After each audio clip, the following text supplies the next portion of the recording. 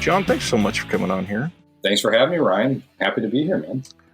For those that may not know the name, you might recognize it for some of the things that you've been seeing. Probably biggest in the last year is Pennywise, the story of it. And this release is amazing. This is, the first Screambox original release. You can even see it's got spine number 1 on this and the inner art, which a lot of people have been seeing recently. So we're going to be talking about that. And one of the ones that a lot of people may laugh at because that's such a big deal. I more want to talk about the fact that you were on this release, Attack of the Killer Refrigerator, as the documentary Snapper. But we're going to dive into it. Pennywise, the story of it, you're listed as the director. Can you tell us how you got on board that project? Sure, yeah. I was the co-director with Chris Griffiths. The short version is I had done my first documentary, and that was done and out in the world. And then I really was, thinking about what I wanted to do for my next project, and I was gravitating towards, films that had an impact on me when I was a kid. And one of them was the miniseries, It. And so I thought, man, I really want to do this documentary, but doing it on my own really wasn't an option. And so I thought, well, maybe I'll just start writing articles about, interview people from the cast and crew. And long story short, I ended up connecting with Gary Smart, who's a producer out in the UK, Dead Mouse Productions. And he had been thinking about doing a documentary about the miniseries as well. We didn't know each other at the time, but we sort of swam in the same circles. So we connected and talked about it and said, let's join forces and do that documentary. And so that's what we did. I spent the week enveloping myself in your work. I watched both of these again this week. God, I'm so sorry. I'm not. Funny enough, Snapper we're going to get to, but I have fallen in love with that thing. It is such a fun documentary. But the one thing that I kind of want to highlight is something that you just alluded to, which seems to be cropping up in these last couple of years, is that there are a lot of people that are either just straight fans of something from the 80s or 90s, or they get a wild hair and it's turning into this small wave of fan-made documentaries. And some of them are great, some of them are decent, some of them are lesser than those, but they're at least interesting enough to be done. And some people are literally pouring years worth of work into some of these. So other than a production company, do you feel like there's major differences behind a fan documentary and something like Pennywise, the story of it? Well, I mean, I think at the heart of it, Pennywise is kind of a fan documentary. I think if I'm being honest, like I squint when I hear fan documentary in connecting with anything I'm involved in, because maybe wrongly so, I assume that means it's less than a film or something that's professional. I think I've always equated fan documentary to mean amateur, which maybe is not always fair. I don't think people, when they say fan documentary, they're not saying that necessarily every time. But no, I think, I think being a fan of something and then making a documentary about it is a slippery slope. I learned that in my first documentary on Pet Sematary. It's hard to be objective. It's hard to point out flaws in a film that you love. Yeah. Because you necessarily don't see the flaws. But on the other side of that, I think for me, I won't speak for anybody else, but, I've seen a lot of films that I've loved over the years come out, on Blu-ray or whatever, under some pretty big studios that maybe, in my opinion, haven't given the retrospective elements the attention they've deserved, and sort of left fans feeling a bit unsatisfied. For sure. And so I think for me personally, at least my early motivation with doing stuff like Unearthed and Untold and then Pennywise was kind of like seeing a void in the market and a void in the fandom that I myself as a fan wanted to see. And so I just said, well, I mean, I guess I'll do it, and I think Gary and Chris and others that I've been working with, probably have a similar feeling of like, it's time to tell these stories, whether it's RoboCop or it's Fright Night or Hellraiser. Like we see a void in the market and decide to step in and do something about it. One thing I really love about Pennywise, and the reason I asked that question specifically, is because it feels like what, in my heart, a fan documentary should be. And that is a loving, really passionate story about something that affected a lot of people without inputting the director's voice necessarily into it, but putting the director's passion forward. And it oozes out of pretty much everything in Pennywise. No, I appreciate it, man. I mean, I'm glad I'm glad you feel that way. I think, yeah, like I said, it's the big hurdle for me on Pennywise was being objective. Yeah. And I was me personally was much better at doing that than I was on Pet Sematary documentary because, for all kinds of reasons, I just didn't even think to go there. Like, let's just talk about how everyone had a great time making it. It's a great film, but also a lot of people don't think it's a great film, and it did have flaws. And I think if I could go back and do that documentary over, I would have added some of that to just make it feel more well-rounded. Right. And so when it came to Pennywise, I remember very early on feeling like I really advocated for, we need to show all sides of what people thought about the spider, for example. And that's no secret if you know the miniseries that people have a lot of opinions about the spider. And there were other things that we could get into with Pennywise that showcased sort of the limitations that miniseries had in terms of maybe what they could show on TV at that time or whatever. But I wanted it to feel more well-rounded, like we gave it a fair assessment, Yeah. And my partners on the documentary we were in lockstep with that and tried to do that as best we could.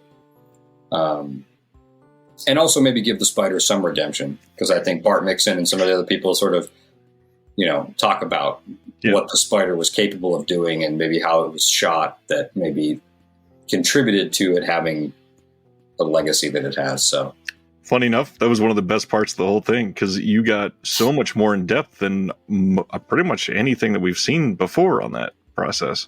Well, and that that's a huge thanks to Bart Mixon. I mean, Bart, Gary and Chris and Adam knew Bart from their work on the Fright Night documentaries.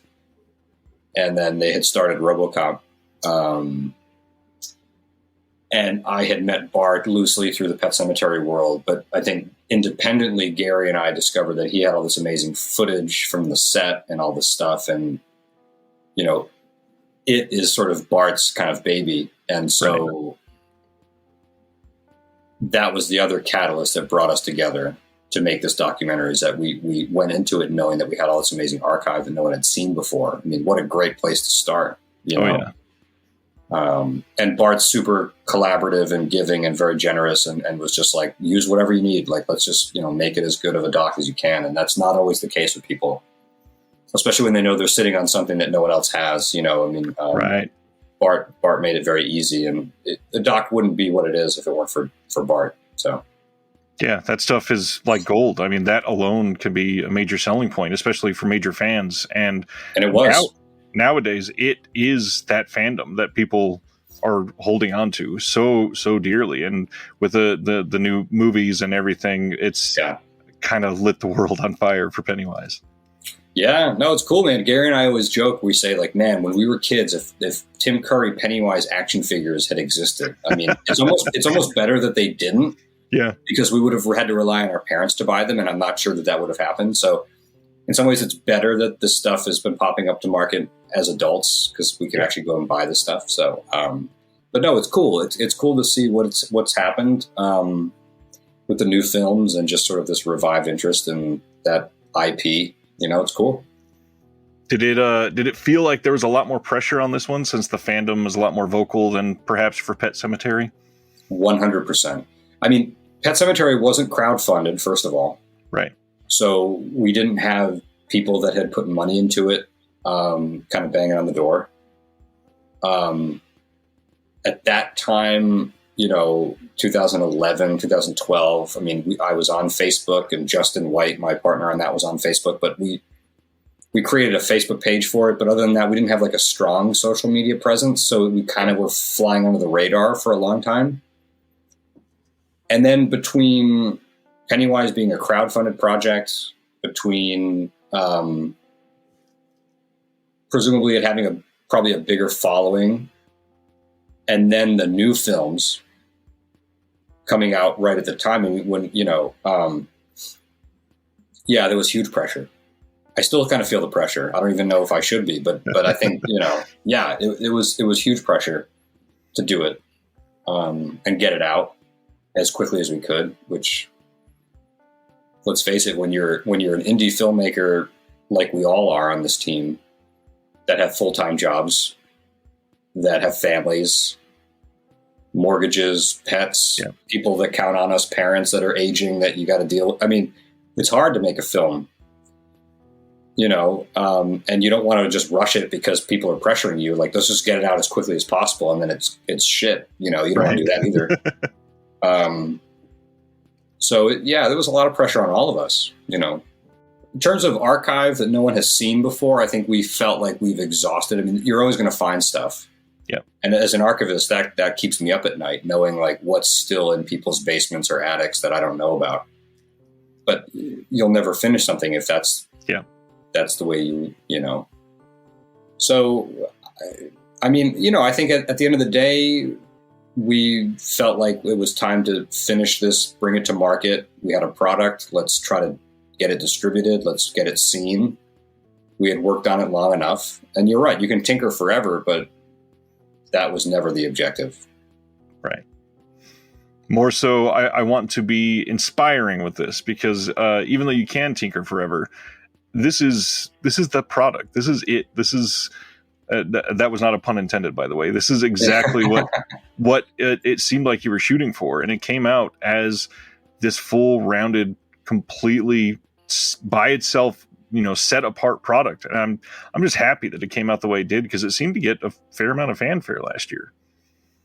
Yeah, I mean it's been fairly positive. I mean, I'm glad you're excited about it. I mean, I think a lot of people have been, and we're all proud of it. And it's great that people are seeing it, and it's been it's been well received, which is great. That was always the point, at least from the beginning, Snapper. Let's move on to that one, because this thing, please, how for people that have never seen it, how do you, like, off the cuff try to shout out Snapper as something that they should absolutely spend some time on? How do I advocate for it? Yeah, man, that's a good question. Boy. Well, I mean, I think films are fucking hard to get made. Oh yeah. Any kind of film. And I think more films probably flounder and don't get made, or don't reach market, don't reach an audience, than the films that do. Absolutely. Especially nowadays. And so I think if you're somebody that grew up in the 70s or the 80s or the 90s, and you had access to a camcorder and you tried to make a little movie with your buddies, or had aspirations to be a filmmaker at that age, you might enjoy Snapper. If you like kind of an underdog story, if you like watching, two buddies that have been friends for decades that are just creative and are just trying to make stuff, you might get something out of Snapper. If you like snapping turtles, as the lowest common denominator here, you'd like Snapper probably. I think there's a little bit of something in there for everybody in a tight 30-minute runtime. Yep. That was one of the best parts about it for me. And the thing is it wasn't overly long to a point where it was attempted to make this into a longer feature than the movie that never got made itself. So for those that have not taken the time to see this yet, the whole title is Snapper. I believe it's the man-eating turtle movie that never got made, right? Nailed it.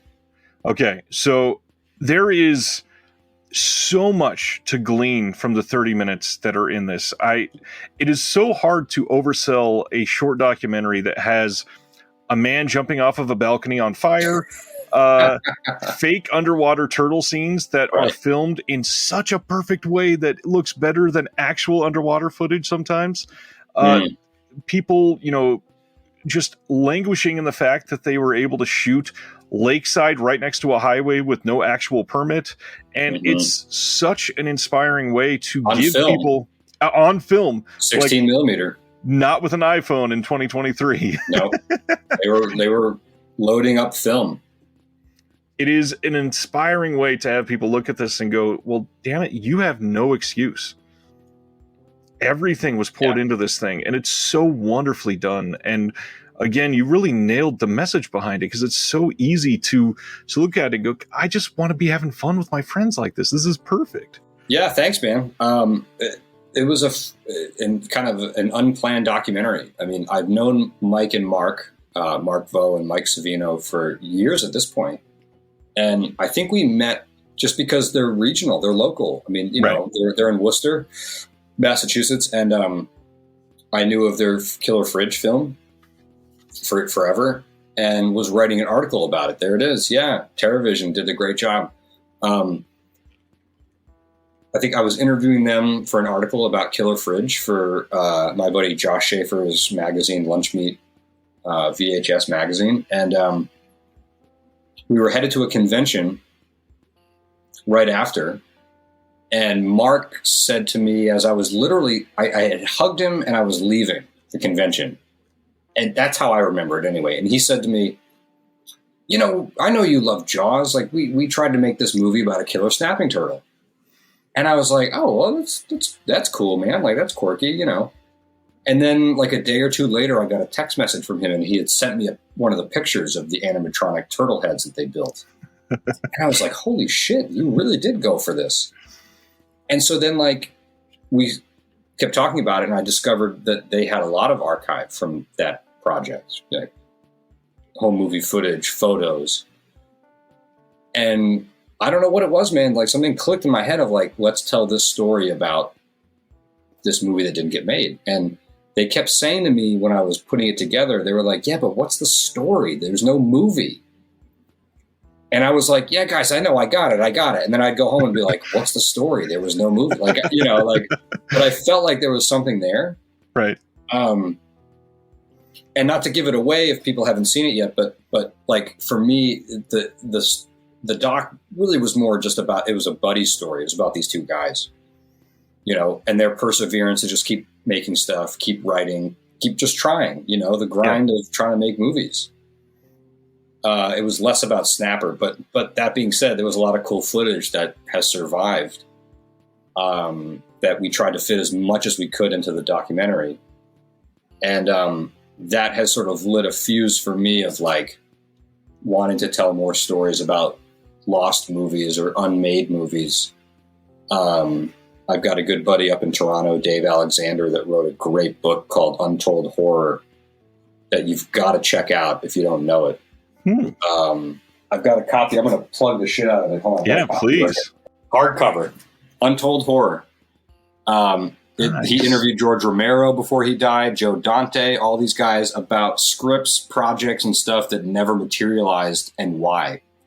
And it is fascinating. It's a cool read. And so, there's an appetite, I think, for just hearing about stuff that could have been. And it's fun to fantasize and imagine, like a movie that could have happened. So anyway, that's the story of Snapper. But I had a hell of a time making it. My buddy Dave Bigelow, who was an editor and colorist, who I'm working with on a couple projects, cut that with me, and it was over COVID. We shot the interviews for Snapper right before everything went into lockdown. It was like that November, December. Oh, geez. And then stuff shut down like February, March. And then we were like, all right, let's put Snapper together. So that was like the next 6 months putting that film. Awesome. Yeah. So it sounds like Snapper was not only, inspiring for us that are watching it, but potentially inspiring for you as you were making it. Oh, hugely, man. Yeah. I mean, just like just the perseverance of just, not only just trying to make stuff, but when stuff doesn't happen for you, like when things fall apart, just being able to continue, and you've seen Snapper, so like what the next thing was for them. Yeah. They just kept pushing and they had a little bit of success and, they just kept going. And yeah, that's super, encouraging and inspiring, And without seeing it, I'm sure it doesn't make as much sense, but the perseverance thing, it's more apt here because we're talking decades. These are friends that have been together for years and years. And the way that they are still, literally persevering to be following their dreams and making things that they want to see, it's genuinely inspiring. And nobody else would have seen that if it weren't for you getting that text message. Yeah, no, that's kind of what started it. I mean, I think, that people were aware of Killer Refrigerator. It's sort of this coveted VHS, sells for crazy money. And so, but yeah, I think maybe Snapper helped kind of like, light a spark for them to keep at it. And that's cool. I mean, that's wonderful, Looks like Snapper might be coming to VHS on Lunch Meat soon. It'll be the third release of it on VHS. Yeah, we did 2 sellout runs of it on Lunch Meat, which was cool. And so, Josh was like, let's do it again in April. And so I said, let's do it. So, so I think it's coming soon. I mean, the fact that we have all that behind-the-scenes footage on VHS, it was the VHS era, it makes perfect sense. So when Josh was like, you want to do it? I was like, yeah, I didn't have to think about it. Like, hell yeah. Of course. Yeah, let's do it. So lost film for Snapper, it's looking like you're working on another lost film, Bigfoot. Can you tell us about this Sasquatch project? Yeah, so Sasquatch, which is the name of the film, is a lost Bigfoot horror film from the mid-'70s that was filmed entirely in Massachusetts.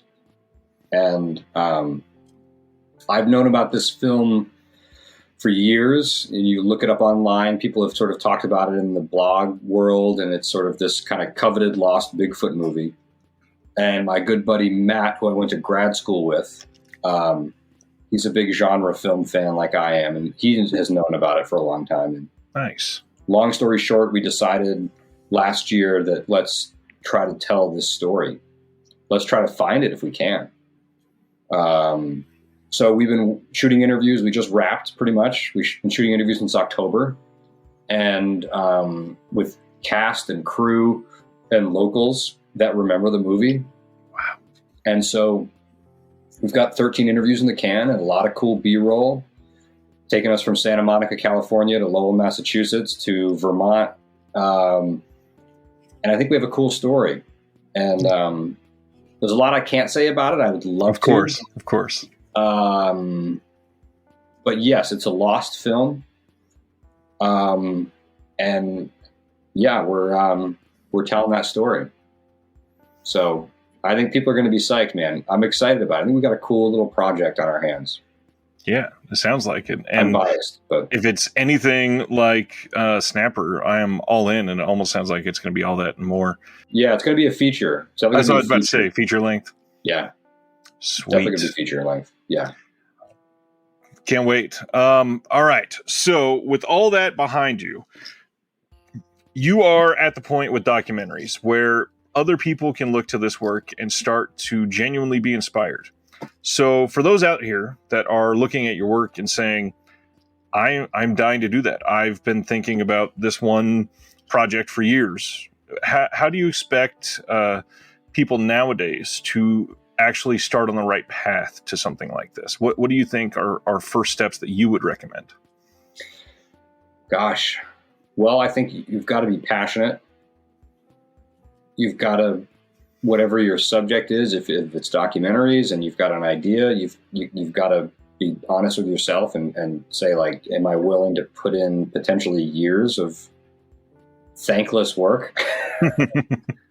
The thanks might come later, which is always great, but are you willing to kind of put in the time? I think also filmmaking of any kind is a team sport. So if you want to get into that kind of thing, have a good team, find people that are good at doing stuff that maybe you're not good at doing, like exactly. Gary Smart is a great producer. I'd like to think of myself as a great producer, but we worked hand in hand together, solved a lot of problems together. Chris Griffiths, who was my co-director on Pennywise, is really good at editing, and he's really good at sort of seeing moments and crafting segues and finding levity and things that I'm not good at doing. So establish a team, find people, because it's a team sport, from the music to the editing to the producing to motion graphics, color grading, mixing. I mean, there's so many people that are involved in documentaries, and very few of them get the accolades, but it's a team sport. So have the passion, have the patience, and find a good team to work with, because you could do it on your own, but it's hard. Well, and nowadays that'll probably be very evident if you did it on your own, because we all got to be honest with ourselves. Hardly anybody can do all of these in the highest quality possible just by yourselves. It's, especially if you're trying to put everything into one aspect of these, it is a lot to take under your wing. Yeah, well, exactly. I mean, it really is. And I guess the other thing that's so obvious, I didn't mention it at first, but I should, is find money. Find as much money as you possibly can. Because it's expensive. Yeah. And whatever it is, even low budget stuff. I mean, so having a revenue source helps. What are some of the more surprising money sinks that you found? I mean, if you can share them. Yeah, well, just generally speaking, I mean, I think a lot of people don't necessarily think about it, but post-production is very expensive, and like, you get it. Yeah. You're in this world. In a lot of ways, especially if you know people, like if you know people with gear, or people that are, you can get stuff shot pretty inexpensively. You can get interviews shot, really good looking interviews. But the editing, the mixing, all the post-production stuff, that's where a lot of the big money is, Yeah. And so I think some people are kind of blindsided by that. And I think you see that kind of in the sort of the lost film world as well, going back to the 60s, where people don't bank on how much it cost to distribute a film, to market a film. And by then they've spent it on their talent, they've spent it on getting it shot, and then there's no money, and then it just kind of, what does it do? It just disappears, right? Yep. So that's a part of it too, It always hurts. Legal fees, right? You want to get insurance on your film? You want to get your film insured? You got to get a legal review, right? That costs big bucks. Yeah. Lawyers charge you by the email. I mean, it's, and if you're an independent filmmaker, it's hard, man. It always hurts seeing some of these that are made, and then you can tell it shot well, it had a great idea, but they seem to run out of money near the end of it. And because of that, nothing is refined. Nothing comes together in a way that actually shows a cohesive story even. Or like you're talking about with the editing, that's where a lot of the big money is. Maybe it's not edited well. Maybe it's not edited at all. Maybe it's just raw footage and it looks like that. And the hard part it takes a lot of time. And I don't think a lot of people understand that just sitting down to edit a documentary, it's not a 90-minute thing, even 5 times. Editing a documentary can take ages, and that time is a lot of money. Oh, big time. It's a lot of work, but I sort of love the craft, and I've been lucky to work with some great people, and I like most of the parts of the process, from finding people and finding archive and finding interviews and shooting the interviews, being on set, and then getting down with transcripts. I mean, like, I'm literally, before you and I jumped on our call, I mean, I was with my co-producer, and I've got this binder of Sasquatch interviews for this new doc, and it's, I mean, it's a few hundred pages, and we're just going through it, and I always equate it to like archaeology. So I feel like the documentary is in here, right? Now we're just going in and just got to find it. Hopefully finding it, and hopefully finding something that's good. You find that out later, but I like that process too, so yeah. Yeah. I, looking at some of the stuff you've done that has been inspiring to me, I'm always curious what inspires somebody that has made something that's inspired me. So what are some of the documentaries that you found closest to your heart, or something that when you were growing up was a documentary that you went, you know what, that is a perfect story, and they told it absolutely the way they should have? Man, that's a good question. I mean, Hoop Dreams was a doc that I saw when I was young. This is my number one go-to. I'm so glad you mentioned that. Hoop Dreams. And then, frankly, I was lucky enough to get to know the guy that made it, because I work at PBS and I work in documentary film. My day job is, that's what I do. I work for a documentary film series at PBS. And then, I didn't grow up with a lot of documentaries. I mean, that was not a part of my viewing diet as a kid, Same. Really. It didn't really come under my radar until like probably college, when I was studying anthropology, and I was seeing like a lot of like anthropology kind of documentary things like in an academic setting. And then we did this Pet Cemetery documentary, which was an accident. It wasn't like, let's make a documentary. It's really an accident. And then, but in the last 10 or 15 years, like being in the documentary space personally and professionally, well, I say professionally, like side profession, right? Profession that pays my mortgage profession. There's so much good stuff out there. I mean, and I'm steeped in kind of the nonprofit PBS documentary space.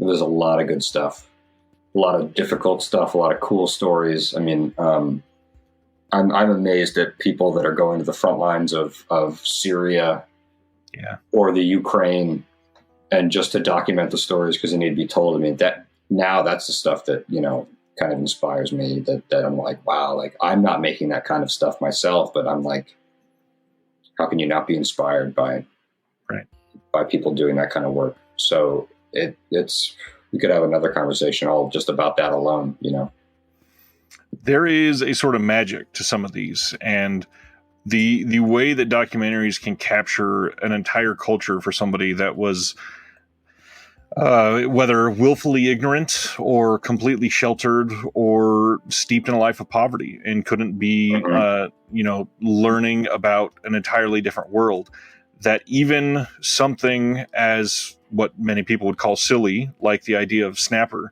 can change lives and literally make somebody realize a passion. And documentaries scratch an itch that many films can never scratch for some people. And it's admirable to be in that avenue too, because it's not something that is, it's never going to make MCU money. It's never going to be something that is making tons of accolades or star power, of course, but it's something that can really show a passion, which a lot of other films, that's a much more difficult feat. So just thank you. The work that you're doing, I'm sure, doesn't get a lot of thank you. And these are important for a lot of people.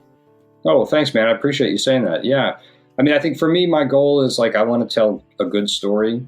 I want to sort of like celebrate people. I think people are just inherently interesting. Yeah. Everyday people are interesting. That's kind of what has led me to sort of being kind of more focused on like regional stories, and I want to like entertain. I think, escapism is important. There's plenty of those like dark and heavy kind of the world is scary documentaries, which are important, but then like there's stuff that I just, want people to enjoy, like Snapper, hopefully like Sasquatch.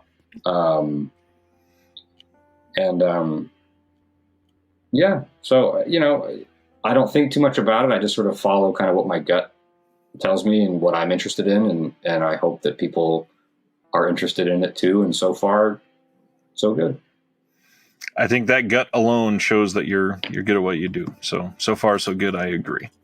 One of the last things that I've been asking people as I close these up is, what movie jumps to your mind when you start thinking of the state that you were born in? The state that I was born in. Does the whole thing have to be filmed there? No, just what movie comes to mind when you start thinking of that state? Dumb and Dumber.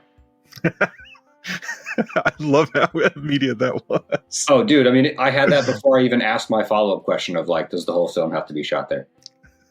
Yeah, that was such a formative movie for me, and part of it was shot in Providence, which is where I'm from.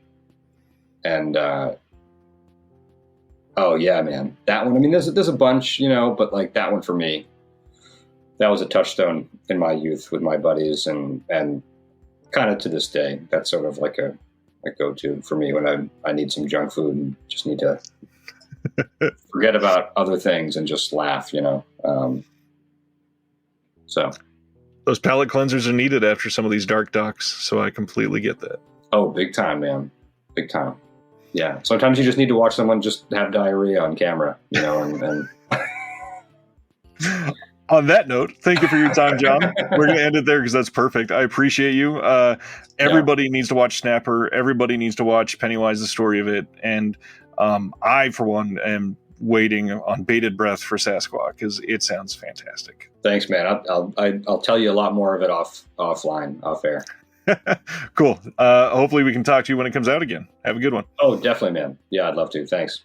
Thank you for listening to the Disconnected Podcast. There's one big thing that you could do to help the show, and that is to leave a rating and review on the podcast service of your choice. Thank you.